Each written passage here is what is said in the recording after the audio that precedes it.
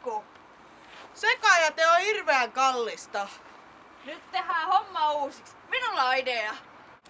Minä tilasin meille tällaisen hienon jakolavan, johon saa ihan itse päättää, että mitä kierrätetään ja kuinka paljon.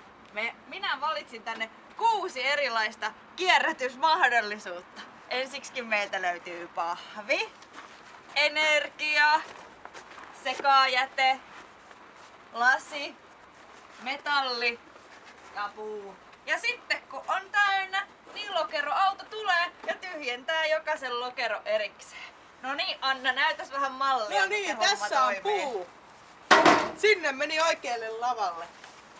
Ja jätelasku pieneni huomattavasti. Jäi enää 100 € maksettavaksi. Kyllä minulla on hyvä esimies. Huolehtii myös ympäristöstä. Kun haluat tilata jakolavan, mene osoitteeseen jakolava.fi. Aloita valitsemalla, mitä jätelajia haluat. Sen jälkeen valitset jätelavan koon ja sommittelet ne itse jakolavalle. Täältä klikkaamalla saat lisää vaihtoehtoja. Eli osoitteeseen jakolava.fi. Ollaan yhteyksissä.